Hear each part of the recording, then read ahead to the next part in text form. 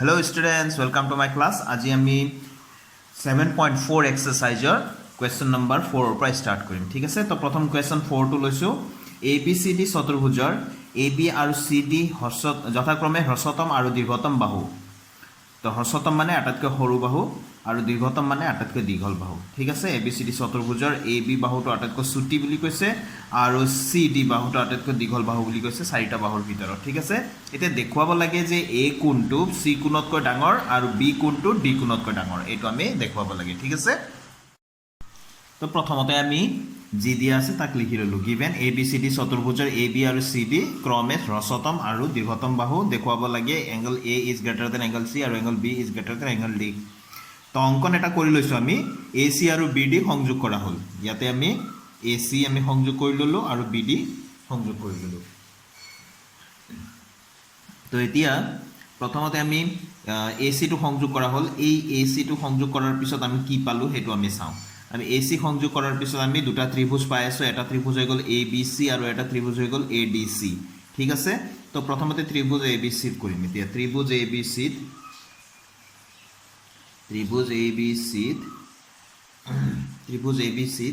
AB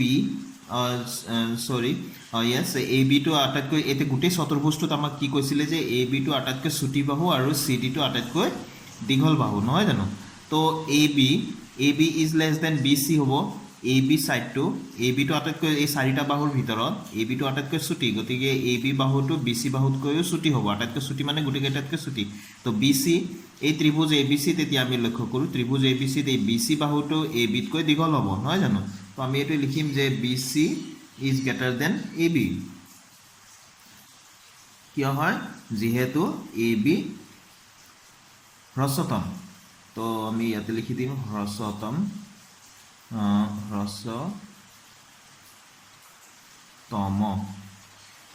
এইটো হ্ৰস্বতম আটাইতকৈ চুটি বাহু বুলি কৈছিলে। যিহেতু ABC টো হ্ৰস্বতম, গতিকে AB তকৈও BC তকৈও চুটি হ'ব। এতিয়া যদি আমি কেৱল আমি এতিয়া কি চাই আছো, ত্ৰিভুজ ABC টোহে লক্ষ্য কৰি আছো। ঠিক আছে, সৰি মই ইয়াত অহাই নাই। তো ইয়াতে প্ৰথমতে মই আকৌ এবাৰ কৈ আছো, যিহেতু মোৰ ফকাছত অহা নাছিলে চিত্ৰটো। AC আৰু BD সংযোগ কৰি লোৱা হ'ল। এতিয়া কেৱল মই এই ত্ৰিভুজ ABC ত চাই আছো। এই চতুৰ্ভুজৰ চাৰিটা বাহুৰ ভিতৰত AB টো আটাইতকৈ চুটি বাহু বুলি কোৱা হৈছিলে। গতিকে ত্ৰিভুজ ABC ৰ কাৰণে AB আৰু BC বাহু যদি তুলনা কৰোঁ, BC টো AB তকৈও দীঘল হ'ব, নহয় জানো? কাৰণ AB টো আটাইতকৈ চুটি বাহু আছিলে। তো BC is greater then AB বুলি কৈছোঁ, যিহেতু AB টো হ্ৰস্বতম আটাইতকৈ চুটি বাহু আছিলে। তো আমাৰ উপপাদ্যমতে আমি কি লিখিব পাৰোঁ, BC বাহুৰ বিপৰীত কোণ কোনটো হয়। এতিয়া আমি কেৱল ABC ত্ৰিভুজটোৱে চাই আছো। তোমালোকক মই কৈ আছো যে কেৱল ABC ত্ৰিভুজৰ ওপৰতে মন কৰা। এতিয়া BC বাহুটো AB তকৈ দীঘল। তো BC বাহুৰ বিপৰীত কোণ কোনটো হ'ব? এই A কোণটো। এই A কোণৰ নাম কি বুলি ক'ম আমি? BAC কোণ। তো BAC কোণটো ডাঙৰ হ'ব। AB বাহুটো সৰু, গতিকে AB বাহুৰ বিপৰীত কোণটো সৰু হ'ব। বিপৰীত কোণ কোনটো হ'ব? এই C কোণটো। C মানে BCA কোণ। ঠিক আছে, BCA কোণ। আমি কিয় ইয়াত লিখি দিম যে ত্ৰিভুজৰ দীঘল বাহুটোৰ বিপৰীত কোণটো ডাঙৰ, নহয় জানো? তো আমি ইয়াত লিখিম যিহেতু ত্ৰিভুজৰ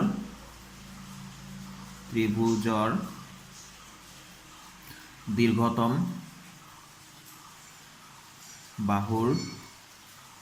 বিপৰীত কোণ ডাঙৰ। তো এইটোক আমি নম্বৰ 1 বুলি দিলোঁ। ঠিক আছে, তো একেদৰে আকৌ ত্ৰিভুজ ADC আমি লৈছোঁ। ত্ৰিভুজ ADC এতিয়া ত্ৰিভুজ ADC ইয়াতে আমাক প্ৰশ্নত দিয়া এটা বাহু আছে DC বা CD বাহু। CD বাহুটো আটাইতকৈ দীঘল আছিলে, গতিকে এই CD বাহুটো AD বাহুতকৈ দীঘল হ'ব, নহয় জানো? তো CD বাহু ইজ গ্ৰেটাৰ দেন AD বাহু, এইটো যিহেতু AD দীৰ্ঘতম। আমি ইয়াত লিখি দিম দীৰ্ঘতম, আমাক দিয়া আছিল তাৰমানে। তো এতেকে CD বাহুৰ বিপৰীত কোণ কোনটো হ'ব? কেৱল এতিয়া কোনটো ত্ৰিভুজ চাই আছো আমি? ত্ৰিভুজ চাই আছো ADC ত্ৰিভুজ। ADC ত্ৰিভুজ আমাৰ চিত্ৰত কোনটো? এইটো ADC বা ACD বুলি ক'ব পাৰি। কেৱল এই চিত্ৰটোত ADC এই ত্ৰিভুজটোৰ ওপৰত লক্ষ্য কৰা। DC বাহুৰ বিপৰীত কোণ A কোণটো। এই কোণটোৰ নাম আমি কি বুলি ক'ম? CAD কোণ। তো CAD কোণ ইজ গ্ৰেটাৰ দেন CD বাহুটো AD বাহুতকৈ দীঘল তো AD বাহুৰ বিপৰীত কোণ কোনটো হ'ব AC কোণটো C কোণ মানে ACD কোণ নহয় জানো তো ACD কোণ হলনে আমাৰ কাৰণটো একে যেহেতু ত্ৰিভুজৰ দীৰ্ঘতম বাহুৰ বিপৰীত কোণ ডাঙৰ যেহেতু ত্ৰিভুজৰ দীৰ্ঘতম আমি ইয়াতে লিখিম বাহুৰ বিপৰীত কোণ ডাঙৰ গতিকে এইটো উপপাদ্যৰ পৰা আহিছে এইটো এটা আমাৰ এইটো হৈ গ'ল ইয়াক আমি নাম্বাৰ 2 বুলি দিলোঁ ঠিক আছে তো 1 + 2 তো 1 + 2 কৰি দিওঁ এতিয়া 1 আৰু 2 সমীকৰণটো আমি প্লাস কৰি দিওঁ কি আছে 1 নম্বৰ সমীকৰণত BAC কোণ প্লাস CAD কোণ গ্ৰেটাৰ দেন সাইন আছে মাজত তো এফালে আমি ওপৰত কি আছে BCA কোণ প্লাস এফালে কি আছে ACD কোণ ঠিক আছে তো এতেকে BAC কোণ CAD কোণ ভালকৈ লক্ষ্য কৰা এতিয়া BAC কোণ আকৌ CAD কোণ গোটেই A কোণটো হল নে এয়া BAC কোণ এইখিনি কোণ আকৌ CAD কোণ এইখিনি কোণ দুইটা মিলালে গোটেইখিনি হল নে তো angle A is greater than BCA কোণ এতিয়া চাও BCA কোণ এইখিনি কোণ আকৌ আছে ACD কোণ এইখিনি কোণ দুইটা মিলালে কি হ'ব গোটেইটো C কোণ তো এংগল C এটো এটা হৈ গ'ল নহয় জানো এটো আমাৰ প্ৰমাণিত হৈ গ'ল তো আকৌ বুলি লিখিম এতিয়া আমি এই জয়েন কৰা AC জয়েন কৰাটোৰ আমি কাম শেষ কৰিলো নহয় জানো তো এতিয়া আমি এই BD জয়েন কৰাৰ পিছত আমাৰ কি কি ত্ৰিভুজ পালো ABD ত্ৰিভুজ আৰু BCD ত্ৰিভুজ তো প্ৰথমতে আমি ABD ত্ৰিভুজ লৈ লওঁ আকৌ ত্ৰিভুজ ABD ত আমি কি দেখা পাম ABD ত্ৰিভুজ আমি ভালকৈ লক্ষ্য কৰো ABD ত্ৰিভুজত AB টো আটাইতকৈ চুটি বাহু মানে AD বাহুতকৈ AB টো আটাইতকৈ চুটি হ'ব নহয় জানো AB প্ৰথমে দীঘলটোৱে লিখি দিওঁ AD is greater than AB কিয় হয় যেহেতু AB হ্ৰস্বতম বুলি দিয়া আছিল নহয় জানো মানে আটাইতকৈ চুটি বাহু বুলি কৈছিল হ্ৰস্বতম সেইকাৰণে AD টো AB তকৈ দীঘল হ'ব তো AD টো যদি ডাঙৰ হয় AD আমি কোনটো ত্ৰিভুজ লৈ আছো ABD এইটো ত্ৰিভুজ লৈ আছো হয়নে তো ABD ত্ৰিভুজত AD টো আটাইতকৈ দীঘল বাহু তো AD বাহুৰ এই দুটা বাহুৰ ভিতৰত AD টো দীঘল বাহু তো দীঘল বাহুৰ বিপৰীত কোণ এইটো কোণ B কোণ মানে এইটো ABD কোণ is greater than AB বাহুৰ বিপৰীত কোণ কোনটো হ'ব AD কোণটো হয়নে এই কোণটো তো AD কোণ মানে ADB কোণ কিয় হয় যেহেতু ত্ৰিভুজৰ এই কথাটো আমি লিখি থাকিব লাগিব ত্ৰিভুজৰ ডাঙৰ বাহুৰ বিপৰীত কোণটো ডাঙৰ বা দীৰ্ঘতম বাহুৰ বিপৰীত কোণ ডাঙৰ হয়নে তো এইটো হৈ গ'ল আমাৰ নাম্বাৰ 3 বুলি দি দিলো তো আকৌ ত্ৰিভুজ ABD টো আমি ললো এইটো BD জয়েন কৰাৰ পিছত BD আমি যেতিয়া সংযোগ কৰিলো তাৰ প্ৰথমতে আমি ABD বুলি ললো তাৰ পিছত আমি BCD বুলি লওঁ ঠিক আছে এতিয়া ত্ৰিভুজ BCD ACD টো আটাইতকৈ দীঘল বাহু আছিল গতিকে CD is greater than BC হ'ব হয়নে BC যেহেতু দিয়া আছিল CD দীৰ্ঘতম কথাটো একেখিনি একে ধৰণৰে আমি য'ত দীৰ্ঘতম বাহুৰ বিপৰীত কোণটো ডাঙৰ হ'ব CD বিপৰীত কোণটো হ'ব B কোণটো CBD কোণটো তো এতেকে CBD কোণ is greater than BC বাহুৰ বিপৰীত কোণটো D কোণ BDC কোণ তো BDC কোণ ইয়াতো আমি লিখিম ত্ৰিভুজৰ দীৰ্ঘতম বাহুৰ বিপৰীত কোণ ডাঙৰ তো এইটো আমি দিলোঁ নাম্বাৰ 4 এতিয়া 3 আৰু 4 টো আমি প্লাছ কৰি দিওঁ 3 প্লাছ 4 তো আমি কি কৰিম 3 প্লাছ 4 মানে ABD কোণ angle ABD plus angle CBD is greater than angle ADB plus angle BDC है angle BDC तो ABD और CBD আমি লক্ষ্য কৰো ABD और CBD এটো angle and এটো angle দুইটা প্লাস কৰিলে কমপ্লিট angle B তো therefore angle B is greater than এফালে আমি লক্ষ্য কৰো যদি প্ৰথমতে আমি ইয়াত পাইছিলো ADB তো ADB মানে A to ADB আৰু তাৰ পিছত পাইছিল আমি BDC তো এইটো এংগল প্লাস এইটো এংগল দুই সম্পূৰ্ণ মিলালে কমপ্লিট এংগল D হৈ যাব নহয় জানো তো angle B is greater than angle D এইটো আমি দুইটা পাই গলো এটাকে প্রুফড হৈ গল দুইটা প্রুফ কৰিলো নহয় জানো angle A is greater than angle C আগতে পালো এতিয়া আমি উলিয়ালো angle B is greater than angle D proved এতিয়া কোৱেশ্চন নম্বৰ 5 টো লৈছো PR is greater than PQ আৰু PSA QPR ক সমদ্বিখণ্ডিত কৰে এটা ত্ৰিভুজ ইয়াত দিয়া আছে কি দিয়া আছে QPR নামৰ ত্ৰিভুজটো দিয়া আছে ইয়াতে PS ৰেখাখণ্ডয় QPR এটো QPR কোণটো সমদ্বিখণ্ডিত সমানে সমানে এফালে এটো কোণ আৰু এটো কোণ সমানে সমানে ভাগ কৰে বুলি কৈ দিছে ইয়াতে PR is greater than PQ আকৌ PR এই বাহুটো PQ তকৈ দীঘল বুলি কৈছে ঠিক আছে এতিয়া প্ৰমাণ কৰিব লাগে যে PSR কোণ এইটো কোণ is greater than PSQ এইটো কোণ এই কোণটো এই কোণতকৈ ডাঙৰ হয় বুলি আমি এই ৰেখাখণ্ডটোৰ যেটো ৰাইট সাইডত সোঁফালে যেটো কোণ আছে এই কোণটো বাওঁফালে থকা কোণটোতকৈ ডাঙৰ বুলি আমি প্ৰমাণ কৰিব লাগে ঠিক আছে এতিয়া আমি কোৱেশ্চন নম্বৰ 5 ত জি দিয়া আছে হেখিনি কথা লিখি ললো যে PR is greater than PQ দিয়া আছে PS QPR কোণৰ সমদ্বিখণ্ডক এটো দিয়া আছে তো প্ৰমাণ কৰিব লাগে যে PSR is greater than angle PSR is greater than angle PSQ এটো প্ৰমাণ কৰিব লাগে চিত্ৰটো আমি আঁকি ললো ৰাফলি তো ইয়াতে প্ৰথমতে আমি এই কথাটোৰ পৰা ষ্টাৰ্ট কৰো যেহেতু ত্ৰিভুজ PQR to PR is greater than PQ হলে triangle PQR to PR is greater than PQ এটো দিয়া আছে এনো হয়নে তো ইয়াত আমি লিখি দিব পাৰো দিয়া আছে তো PR তো যদি PQ বাহুতকৈ ডাঙৰ হয় তে PR ৰ বিপৰীত কোণ কোনটো হয় Q কোণটো PQ বাহুৰ বিপৰীত কোণ কোনটো হয় R কোণটো এই Q কোণটো R কোণতকৈ ডাঙৰ হ'ব তো আমি এতেকে লিখিম এতেকে angle Q is greater than angle R যেটো বাহু ডাঙৰ যেটো বাহু দীঘল তাৰ বিপৰীত কোণটো ডাঙৰ হ'বই তো PQ আৰু PR তুলনা কৰা হৈছে আমাক দিয়া আছিল PR is greater than PQ PR to PQ তকৈ দীঘল হয় বুলি কৈছে গতিকে দীঘল বাহুটোৰ বিপৰীত কোণটো ডাঙৰ হ'ব ছুটি বাহুৰ বিপৰীত কোণটো সৰু হ'ব ঠিক আছে তো এটোক আমি যেহেতু আমি উপপাদ্যটো লিখি দিব লাগিব যেহেতু দীৰ্ঘতম বাহুৰ বিপৰীত কোণটো ডাঙৰ আমি লিখি দিব লাগিব দীৰ্ঘতম বাহুৰ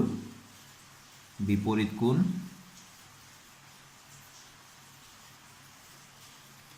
ডাঙৰ আমি উপপাদ্যবিলাক মনত ৰাখিবই লাগিব ভালকৈ আমি জ্যামিতি অংককেটা কৰিবলৈ হলে আমি উপপাদ্য ফৰ্মুলা এইবিলাক আমি মনত ৰাখিবই লাগিব এটো নাম্বাৰ 1 বুলি দি দিলো ঠিক আছে আকৌ কি দিয়া আছে আকৌ দিয়া আছিল যে PS QPR ৰ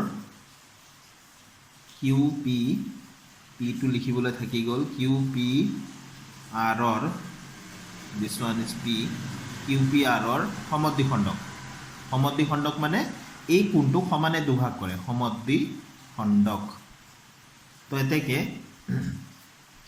QPS equal to RPS নহয় জানো এই কোণটো সম্পূৰ্ণ P কোণটোক এই ৰেখাখণ্ডডালে সমানে দুভাগ কৰি দিছে তো কি ভাগ ওলাল এটা হৈ গল QPS ইকুৱেল এফালে আহি গল RPS angle ঠিক আছে তো এটো হৈ গল আমাৰ নাম্বাৰ 2 ঠিক আছে এতিয়া দুটা ত্ৰিভুজ আছে ত্ৰিভুজ এতে এই ৰেখাখণ্ডডালে এই সম্পূৰ্ণ ডাঙৰ ত্ৰিভুজটোক দুটা ভাগত ভাগ কৰি দিছে এটা হৈ গ'ল এইটো এটা হৈ গ'ল এইটো ঠিক আছে তো আমি QPS ত্ৰিভুজ বুলি কওঁ QPS ত্ৰিভুজ QPS ত কোণৰ সমষ্টি ধৰ্মমতে কোণৰ সমষ্টি ধৰ্মটো আমি জানোৱে নহয় জানো যে ত্ৰিভুজৰ তিনটা কোণৰ সমষ্টি 180 ডিগ্ৰী হয়নে তো angle Q plus angle QPS plus angle PSR PS আমি এফালে লৈ লৈছো এটো PSQ ঠিক আছে angle PSQ আমি QPS ত্ৰিভুজটো চাইছো QPS ত্ৰিভুজটো ইকুয়াল টু 180 ডিগ্ৰী ঠিক আছে এটো হৈ গল আমাৰ নাম্বাৰ 3 বুলি দিলো একেদৰে ত্ৰিভুজ এফালে আমি লওঁ এতিয়া RPS ত বুলি কওঁ RPS ত কোণৰ সমষ্টি ধৰ্মমতে angle R plus angle PSR plus RPS angle এই ত্ৰিভুজটোৰ তিনিটা কোণৰ সমষ্টিও 180 ডিগ্ৰী হ'ব নহয় জানো এবিলাক আমাৰ উপপাদ্য আমাৰ ত্ৰিভুজ যিকোনো ত্ৰিভুজৰ তিনটা কোণৰ সমষ্টি 180 ডিগ্ৰী হয় তো এটো আমাৰ দি দিলো আমি নাম্বাৰ 4 ঠিক আছে 3 আৰু 4 নাম্বাৰ 3 আৰু নাম্বাৰ 4 ৰ পৰা আমি কি পাওঁ দুইটা এইখিনিও যোগফল 180 হয় এইখিনিৰ যোগফল 180 হয় তাৰ মানে সোফাল যদি ৰাইট সাইড যদি ইকুৱেল আছে তেনেহলে লেফট পাৰ্ট আৰু ইয়াৰো লেফট পাৰ্টটো ইকুৱেল হ'ব তো 3 আৰু 4 ৰ পৰা বুলি কম 3 আৰু নাম্বাৰ 3 আৰু নাম্বাৰ 4 ৰ পৰা তো আমি এটো প্ৰথমতে এটোই লিখিছো বাৰু angle R plus angle PSR plus angle RPS মই নাম্বাৰ 4 টো ইয়াৰ মই আগতে লিখিলো কিয় আমাক যেটো প্ৰমাণ কৰিব দিছে হেটো আমি চাইলাম অকমান বুদ্ধিৰে PSR is greater than PSQ বুলি লিখিছো গতিকে PSR কোনটো আছে আমাৰ নাম্বাৰ 4 তো সেই কাৰণে PSR তো আমাৰ নাম্বাৰ 4 আছে হেকাতে মই এটো আগতে লিখিলো ঠিক আছে তো একো কথা না এফালেও লিখিব পাৰি जो আমি লিখিলে হল angle Q plus angle QPS plus angle PSQ মই এতিয়া ইয়াত আমাৰ কোন দুটা এই দুটা কোণ আমাৰ ইকুৱেল 2 নম্বৰত চোৱাচোন QPS RPS এই দুটা সমান তো আমি জানো যে সমীকৰণত সমান বস্তু যদি দুইফালে থাকে আমি কাটি দিও QPS আৰু RPS এইফালে QPS এইটো আৰু ইফালে RPS এইটো আমি কাটি দিব পাৰিলো আমি কোৰ পৰা কাটিলো আমি ইয়াতে কৈ দিম কাৰণ 2 ৰ পৰা দুইটা যেহেতু ইকুৱেল আছে সমান বস্তুবিলাক আমি কাটি দিব পাৰো ঠিক আছে এতিয়া থাকি গল আমাৰ angle R plus angle PSR equal to angle Q plus angle PSQ ঠিক আছে তো এটোহে থাকিল এতিয়া আমি প্ৰমাণ কৰিব লাগে যে PSR is greater than PSQ ঠিক আছে তো এতিয়া ইয়াত আমাৰ আৰু এটা কথা আছিল যে angle Q is greater than angle R ঠিক আছে এংগল Q টো R তকৈ ডাঙৰ হয় বুলি কৈছে তো ইয়াত আমাৰ ডাঙৰটো এফালে আছে এটো হয়নে আৰু সৰু R angle Q is greater than angle R তো কথা এটা মই বুজাব বিচাৰিছো এতিয়া ইয়াতে সমান চিন আছে এফালে আছে 7 ধৰি লৈছো এফালে আছে 7 এফালে আছে 5 ঠিক আছে আমি দুইটাতে আমি সমান এটো তো সমান নহয় 5 আৰু 7 টো সমান নহয় মই সমান দিছো এটা কাৰণত দুইফালে আমি 15 বনাব লাগে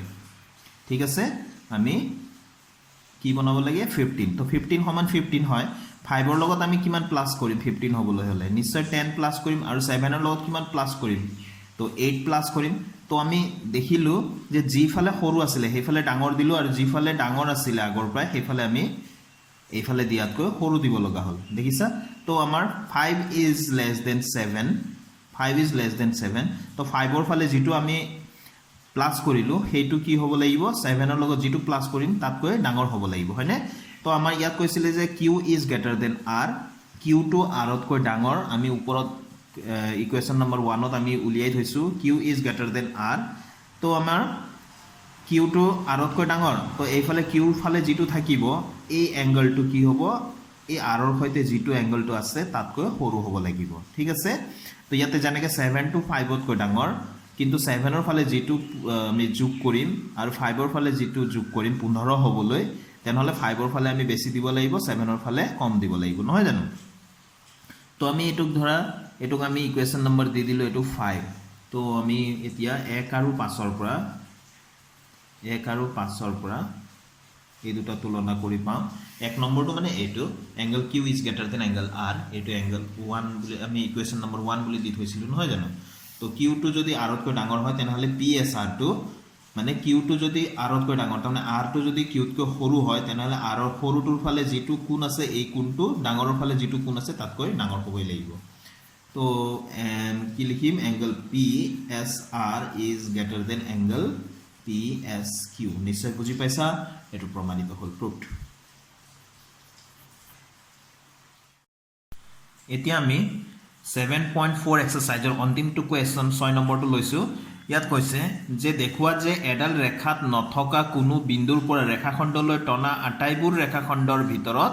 লম্ব ৰেখাখণ্ডৰ ডালেই হ'ল হ্ৰস্বতম আটাইতকৈ ছুটিটো তাৰমানে ঠিক আছে এতিয়া আমি কৰোচোন তো প্ৰথমতে ইয়াত লিখি লৈছো যে ধৰা হ'ল পি বিন্দুটো এ বি ৰেখাখণ্ডত নাই তাৰমানে এ বি ৰেখাখণ্ড এটা বনাই লৈছো তাৰপিছত পি বিন্দুটো পি বিন্দুটো এ বি ৰেখাখণ্ডত নাই তাৰমানে বাহিৰত আছে সেইকাৰণে ইয়াত পি কিউ লম্ব এ বি পি কিউটো এ বিৰ ওপৰত লম্ব আৰু পি এ অইন এডাল ৰেখাখণ্ড পি কিউ আৰু পি এ দুডাল ৰেখাখণ্ড লোৱা হৈছে যাতে পি কিউটো এ বিৰ ওপৰত লম্ব আৰু পি এটো অন্য এডাল ৰেখাখণ্ড যিটো এটা কোণ কৰি আছে ঠিক আছে এ বিৰ লগত এটা কোণ কৰি আছে তো যিডাল লম্ব এতিয়া পি এ পি কিউ যিডাল লম্ব ৰেখাখণ্ড পি কিউটো এই এ পিতকৈ সৰু বুলি আমি প্ৰমাণ কৰিব লাগে মানে ছুটি বুলি আমি প্ৰমাণ কৰিব লাগে ঠিক আছে তো আমি এই ত্ৰিভুজৰ পৰা ষ্টাৰ্ট কৰোঁ ত্ৰিভুজ এ কিউ পিত angle Q equal to 90 degree হয়নে এইটো আমাক যেহেতু পি কিউ লম্ব এ বি তো 90 ডিগ্ৰী হয় যদি এটা ত্ৰিভুজত আমি জানো যে এটা ত্ৰিভুজত মাত্ৰ এটাই 90 ডিগ্ৰী কোণ থাকিব পাৰে আৰু বাকি কেটা সূক্ষ্ম কোণ হ'বই ঠিক আছে তো এংগল এ আৰু এংগল পি টো কিউ কোণতকৈ সৰু হ'ব তো এতিকে আমি লিখিম angle A is less than angle Q angle A টো কিউ কোণতকৈ সৰু হ'বই লাগিব কিউ কোণটো যেহেতু 90 ডিগ্ৰী কোণৰ সমান আৰু বেলেগ কোণ হ'ব নোৱাৰে এটা ত্ৰিভুজৰ ভিতৰত এটা ত্ৰিভুজত মাত্ৰ এটাই 90 ডিগ্ৰী কোণ থাকিব পাৰে বাকি কেটা সৰু হ'বই লাগিব তো angle A is less than angle Q তো এতেকে আমি লিখি দিব পাৰো এংগল এৰ বিপৰীত বাহু কোণটো পি কিউ যেটো সৰু কোণৰ বিপৰীত বাহুটো সৰুৱে হ'ব তাৰমানে ছুটি হ'ব আৰু ডাঙৰ কোণৰ বিপৰীত বাহুটো সদায় ডাঙৰে হ'ব অৰ্থাৎ দীঘল হ'ব তো P Q is less than angle কিউৰ বিপৰীত বাহুটো আছে এ পি হয়নে তো আমি এটো লিখি দিম যেহেতু ত্ৰিভুজৰ ডাঙৰ কোণৰ বিপৰীত বাহুটো ত্ৰিভুজৰ ডাঙৰ কোণৰ বিপৰীত বাহু দীৰ্ঘতম তো দুটা আমাৰ উপপাদ্য আছে নহয়নে আমি যিবিলাক ব্যৱহাৰ হৈ আছে যে ত্ৰিভুজৰ দীৰ্ঘতম বাহুৰ বিপৰীত কোণটো ডাঙৰ আকৌ উলুটাকৈ ত্ৰিভুজৰ ডাঙৰ কোণৰ বিপৰীত বাহুটো দীৰ্ঘতম নহয় জানো তো ইয়াতে যেটো সৰু কোণ আছে তাৰ বিপৰীত বাহুটো তাৰমানে সৰু যেটো ডাঙৰ কোণ আছে তাৰ বিপৰীত বাহুটো ডাঙৰ তো এতেকে আমি প্ৰমাণ কৰিব লগা আছিল এইখিনি আমাৰ হৈ গ'ল এতেকে P Q is less than A P পাই গ'লো দ্যাটস ইট প্ৰুভড হৈ গ'ল হয়নে সহজ গোটেইখিনি আমি শেষ কৰিলো ইয়াৰ লগে লগে 7.4 এক্সাৰসাইজটো মোৰ এই ভিডিঅ'টো সামৰণি মাৰিলো আশা কৰোঁ মোৰ ভিডিঅ'বিলাকে তোমালোকক পঢ়া শুনাত নিশ্চয় সহায় কৰি আছে Thank you.